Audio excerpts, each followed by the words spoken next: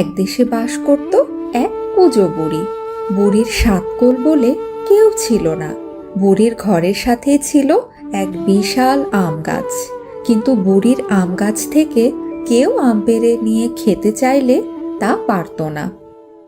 একদিন বুড়ি হেসেলে রান্না করতে গিয়ে, আহ, মরো যা।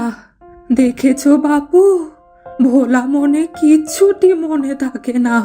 হেসেলে যে খড়ি ফুরিয়ে গিয়েছে তা আমার মোটেও মনে ছিল না। এবারে আমি রান্না করব, তো করবটা কিভাবে? একা একা আর ভালো লাগে নে বাপু। যাই গিয়ে গাছতলা থেকে কটা পাতা গুছিয়ে নিয়ে আসি। বলেই বুড়ি তার আম গাছের তলায় যায় পাতা ঝাড়ু দিতে। তখন বুড়ি দেখতে পায় একটু পরপর গাছ থেকে আমের আটি পড়ছে, আর আটিগুলো দেখে বোঝাই যায় কেউ আম খেয়ে আটি ফেলছে। কার এত বড় বুকের পাটা রে? আমার গাছের আম খায়, আবার আটি আমার সামনে ছুঁড়ে ফেলে। আহ, ও, এ বয়সে আর ভালো লাগে না বাপু এত কাজ করতে। আমার একটা নাতিপুতি থাকতো, আমি তাদের সাথে খেলা করতুম। ছেলের বউ দুবেলা দুমুঠো খেতে দিত, তাহলে কত ভালো হতো। পোড়া কপাল আমার, কত কষ্ট করে ছেলে জন্ম দিয়েছি। সে ছেলে আমাকে এখানে একা ফেলে রেখে বউ সন্তান নিয়ে শহরে বাসা বেঁধেছে। তখন সেখানে বেনি আসে। ও বুড়িমা, বুড়িমা, কি করছো গো বুড়িমা? একা একা চেঁচাচ্ছ কেন? কি হলো তোমার? চোখে কি ছানি পড়েছে গো?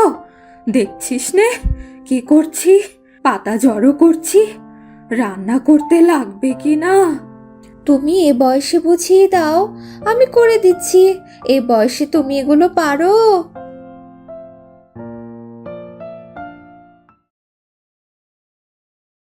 তোমার ছেলেকেও বলি গো, বুড়ি মাটাকে রেখে কেউ শহরে পাড়ি দেয়? মা কি খেলো, কোথায় গেল, একটা বার খোঁজও নিবে না, তাই বলে। সে আমার পোড়া কপাল, বুঝলি তো বেনি। আজ তবে আসি গো মা, আমার লোকটার বাড়ি ফেরার সময় হয়ে এলো। যে বাড়িতে ফিরে আমাকে না দেখলে বাড়ি যে মাথায় উঠিয়ে বসবে গো।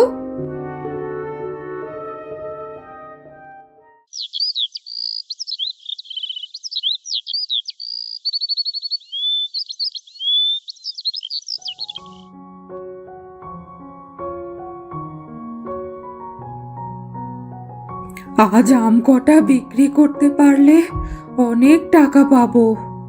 তারপর বুড়ি কটা আম পেড়ে বাজারে বিক্রি করতে নিয়ে যায়।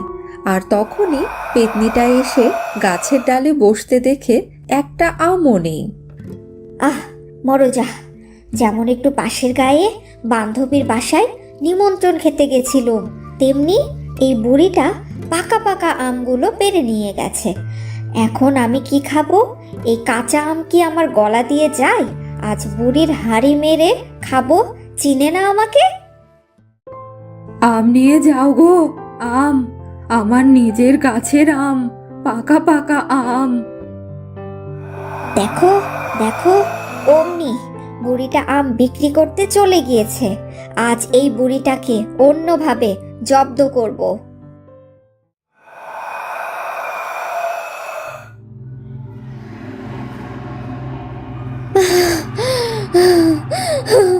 আমার খিদে পেয়েছে, আমাকে খেতে দে। আমার খিদে পেয়েছে, আমাকে খেতে দে। এ কেন করেছে? কে কাঁদে এভাবে এত রাতে? বলি, আমার ঘরের সামনে এসে তোকে কাঁদতে হবে? কাঁদার জন্য আর কোনো জায়গা পেলি নে হতচ্ছাড়া কোথাকার। ঠিক তখনই পেতনি বুড়ির ঘরের টিনের ওপর ঠাস করে আম ফেলে, আর বুড়ি আম পড়ার শব্দ শুনে ভয়ে লাফিয়ে ওঠে। কে কে এখানে? শুধু শুধু ভয় দেখাচ্ছিস কেন? বুঝেছি, আমি তোদেরকে আমার গাছের আম খেতে দেই না বলে তোরা সবাই একজোট হয়ে আমাকে ভয় দেখাতে এসেছিস, কিন্তু আমি তো তোদের ফন্দি ধরে ফেলেছি, তাই আমি মোটেও ভয় পাবো নে। আমি একাই 100, আমি কারো সাথে জোট বাঁধি না। তোমাকে ভয় দেখাবো কেন? আমি তো তোমাকে এখন চিবিয়ে চিবিয়ে গিলে খাবো।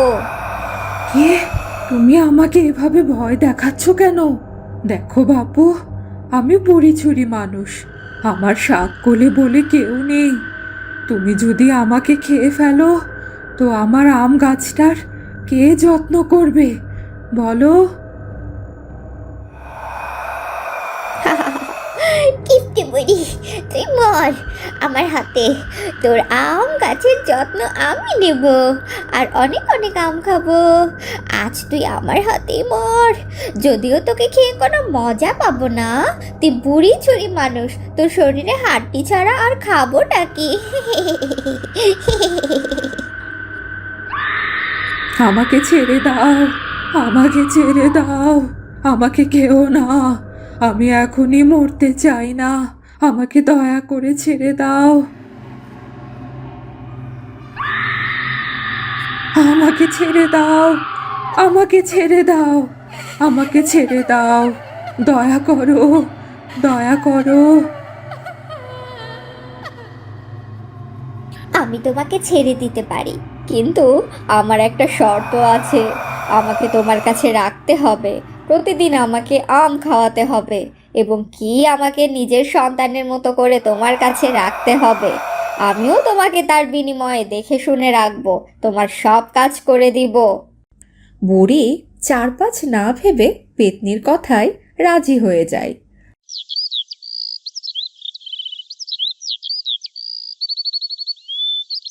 পরের দিন সকালে বাড়ি ঘুম থেকে উঠে সেখানে পেতনিটা দেখে যে পা ঝুলিয়ে ডালে বসে আছে। তুই এখানে পা ঝুলিয়ে বসে আছিস, আর আমি তোকে তন্ন তন্ন করে পুরো বাড়ি খুঁজে বেড়াচ্ছি। বলি, শুধু আম খেলেই কি হবে, নাকি একটু মাছ ভাতও খাবি বাপু? তোর জন্য আমি বাজার থেকে একটা বড় রুই মাছ এনেছি। আয় আয়, খাবি? আয়। সত্যি বলছো? তুমি সত্যি আমার জন্য রুই মাছ নিয়ে এসেছো বুড়িমা? আমি কিন্তু মাথাটা খাবো, এই বলে দিলুম। সে কবে বেঁচে থাকতে রুই মাছের মাথা খেয়েছি।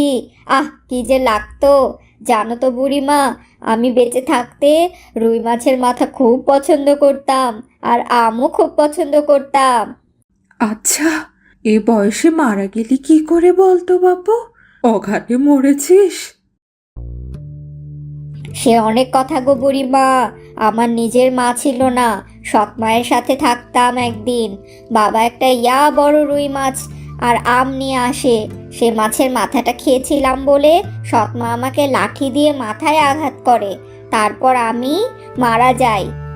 সৎ মা আমার লাশটাকে আম গাছের সাথে ঝুলিয়ে দেয়, আর সবাইকে বলে আমি আত্মহত্যা করেছি। অঘাটে মৃত্যু ভেবে কেউ আমার শেষকৃত্যটাও করেনি।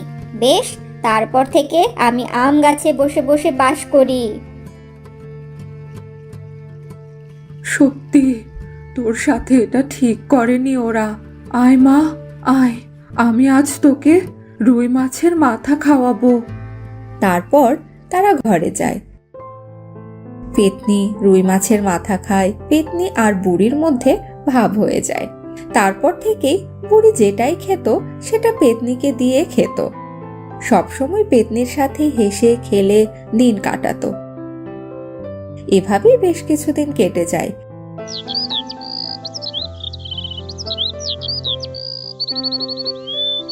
একদিন বুড়ি সকালে ঘুম থেকে উঠে দেখে তার বাড়ির সব কাজকর্ম কে যেন করে রেখেছে। আরে, সব কাজ কে করে রেখেছে? আমি ঠিক দেখছি তো, নাকি স্বপ্ন দেখছি? আমি তো নিজের চোখকে বিশ্বাস করাতে পারছি না। আরে বুড়িমা, এ সকল কিছু আমি করেছি, তুমি শুধু শুধু অবাক হয়েও না। আজ থেকে তোমার কোনো কাজকর্ম করতে হবে না। এখন থেকে আমি তোমার সব কাজ করে দিব, এবং সব সময় তোমাকে দেখে শুনে রাখবো। তোমার বড্ড বয়স হয়েছে, তুমি আর কত কাজ করবে বলো? তুই একটা পেতনি হয়েও আমার কথা এত ভাবিস, অথচ আমার নিজের সন্তানেরা আমাকে একা ফেলে রেখে চলে গিয়েছে। ঠিক তখনই সেখানে বুড়ির ছেলে আবিদ চলে আসে, সাথে তার পুত্রবধূও আসে। মা, এই দেখো মা, তোমার ছেলে তোমার কাছে ফিরে এসেছে। মা, আমাকে তোমার বুকে টেনে নাও মা, তোমার আবিদ তোমার কাছে একেবারে ফিরে এসেছে মা। তোমাকে রেখে আমি আর চলে যাব না। মাগো, তুমি আমাকে ক্ষমা করে দাও মা, আমার উচিত হয়নি মা তোমাকে একা ফেলে রেখে চলে যাওয়া। মা, আপনি আমাকে ক্ষমা করে দিন মা, আপনার সাথে আমি যা কিছু করেছি সবকিছু আমার অন্যায় করা হয়ে গেছে মা, আমাকে ক্ষমা করে দিন। মা, আমাদের শহরে অনেক টাকা ঋণ হয়ে গিয়েছে মা, তাই সেখান থেকে পালিয়ে গ্রামে চলে এসেছি তোমার কাছে। তুমি আমাদেরকে ফিরিয়ে দিও না মা, না হলে আমাদের মৃত্যু ছাড়া আর কোনো গতি হবে না মা। তুমি তো মা, তুমি তোমার সন্তানকে ফিরিয়ে দিতে পারো না মা। মা চুপ করে থাকবেন না মা, আমাদেরকে ফিরিয়ে দিবেন না মা, দয়া করে। এভাবে বলো না বৌমা, আমি তো তোমাদের মা। আর কোনো মা কি কখনো তার সন্তানদেরকে ফিরিয়ে দিতে পারে? কি মজা, কি মজা, বুড়ি মাতার সন্তানকে ফিরে পেয়েছে, কি মজা, কি মজা, এখন থেকে আমরা সবাই একসাথে থাকবো, কি মজা। হ্যাঁ, আজ থেকে আমরা সবাই একসাথে থাকবো। আর তুই গাছে নয়, আমার পাশে থাকবি আর আমার সব কথা শুনবি। এবার চল দেখিনি। তারপর তারা সবাই খেতে বসে। কতদিন পর সন্তানের সাথে বসে খাবারের ভাগ্য হলো। আমি কিন্তু সবসময় আম গাছ থেকে তোমাকে চোখে চোখে রাখতাম, তোমাকে দেখে শুনে রাখতাম, আর এখন তো তোমার পোষা পেতনি হয়ে গেলাম বুড়িমা। তারপর থেকে বুড়ি প্রতিদিন পেতনিকে পাশে নিয়ে ঘুম পাড়ে, আর দিন দিন পেতনি হয়ে ওঠে বুড়ির পোষা পেতনি। এভাবে তারা সুখে শান্তিতে দিন কাটাতে থাকে।